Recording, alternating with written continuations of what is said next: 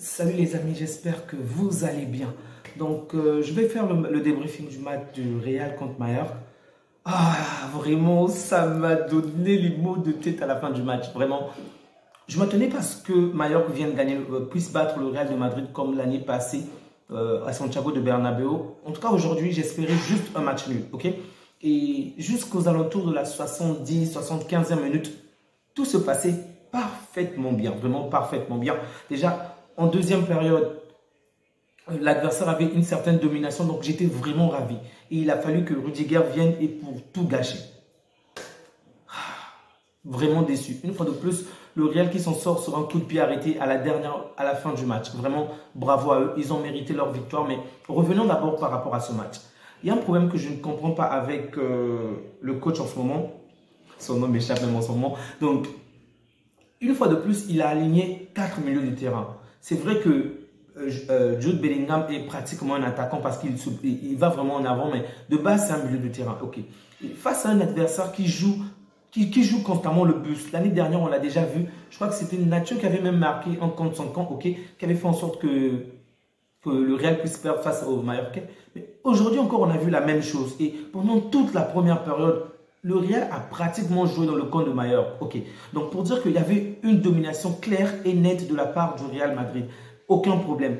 Maintenant, qu'est-ce qui en fait me fait dire que Ancelotti a quand même fauté par rapport à ce match-là parce que ça aurait pu se terminer différemment parce que le Real avait vraiment la domination mais ne parvenait pas à faire la différence offensivement. Donc, ils avaient certes des actions, ok, mais ils n'étaient pas assez mordants. Donc, dans ce genre de cas, on ajoute plus d'attaquants pour qu'ils puissent avoir peut-être plus de danger, plus de neuf par exemple parce que il y avait un réel manque de neuf, ok.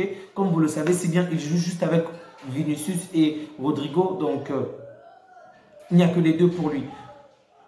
On a vu les limites en fait parce que Rodrigo dribble bien, mais et même Vinicius, ce sont des bons joueurs, on va le dire, mais ils ne sont pas des très grands finisseurs. C'est vrai que Rodrigo a bien terminé la première partie de la saison avec 8 buts sur 9 matchs, je crois.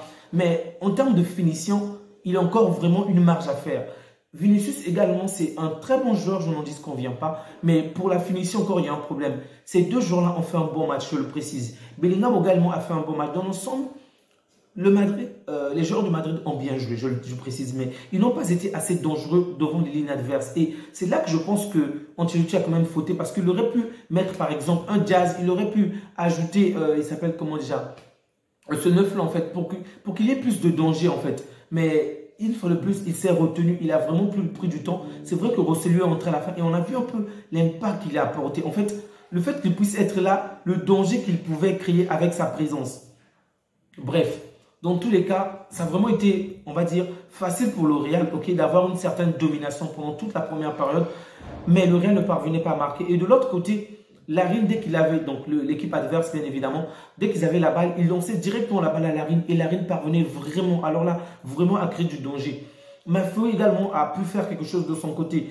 Et Sanchez, bon, ça a été pas mal. Dans l'ensemble, vraiment, ils ont quand même fait de bonnes choses. Ok, là, je parle des joueurs de Mallorca, ok, par rapport à la formation, vous savez, ces équipes qui viennent toujours pour jouer le bus ne me plaisent vraiment pas, mais lorsqu'ils avaient la balle, ils arrivaient vraiment à se projeter devant le gardien, devant Lunin, et Lunin a failli commettre vraiment des erreurs aujourd'hui. Heureusement, je dis bien heureusement pour les Madriens, Rudiger a vraiment été là, parce que si Rudiger n'était pas en forme, Larin aurait pu marquer 1 ou 2 buts aujourd'hui. Donc Rudiger a vraiment couvert les fautes du gardien, donc bravo à Rudiger, donc non seulement d'avoir marqué, mais d'avoir vraiment stoppé de belles opportunités. Donc pour moi, pour le Real, il est carrément l'homme du match pour moi déjà parce que c'est lui qui délivre l'équipe avec son but. Mais c'est également lui qui arrête énormément d'actions dangereuses lors de la première période. Si le match se terminait sur un score de parité, j'aurais dit que c'était Rajkovic qui était l'homme du match, donc le gardien de l'équipe adverse. Ce Mallorca a vraiment été exceptionnel sur son match, vraiment exceptionnel. Et même sur le but de Rudiger, il ne pouvait vraiment pas faire grand-chose. On a vu de quelle manière... Oh. Vinicius est un bon joueur. La manière dont il efface le joueur avec tellement d'aisance, c'est tellement simple, c'est fluide, c'est clair, c'est net, c'est facile. En fait, on a l'habitude que le mec est né que pour dribbler. Vraiment, il a fait tellement bien. Vinicius a fait un bon match, ok? Donc, il a éliminé les joueurs tellement bien et il a réalisé un puissant tir. Si le gardien n'était pas en forme, ce Rajkovic, je pense, vraiment, ça aurait été un excellent but. Mais il était vraiment au rendez-vous, il a fait un bon match. Et là, je ne parle pas que de cette action, il y a eu énormément d'autres opportunités où il a vraiment été décisif. Vraiment, il a été important dans ce match.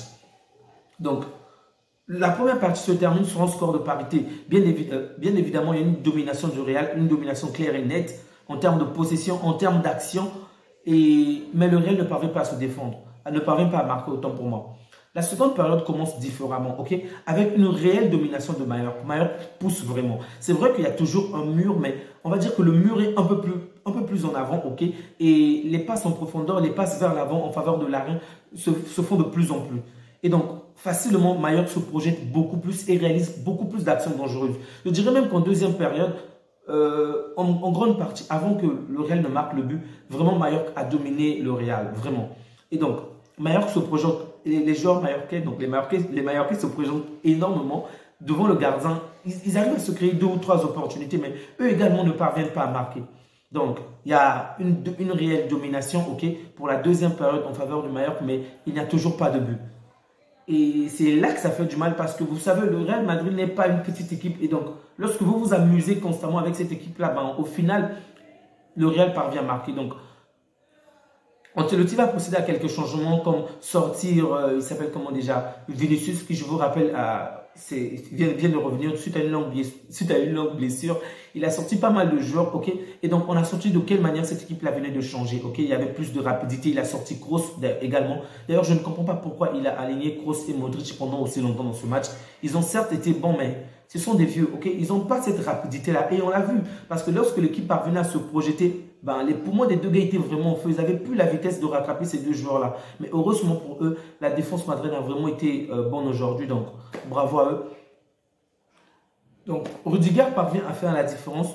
Et là, on a vu de quelle manière Mallorca a vraiment explosé parce qu'il n'y avait vraiment plus le match. Ok, il y avait certes une certaine présence, mais le Real a vraiment fait asseoir sa puissance, fait asseoir son autorité pendant tout le match. Et donc, c'est ainsi que le match s'est terminé en faveur du Real.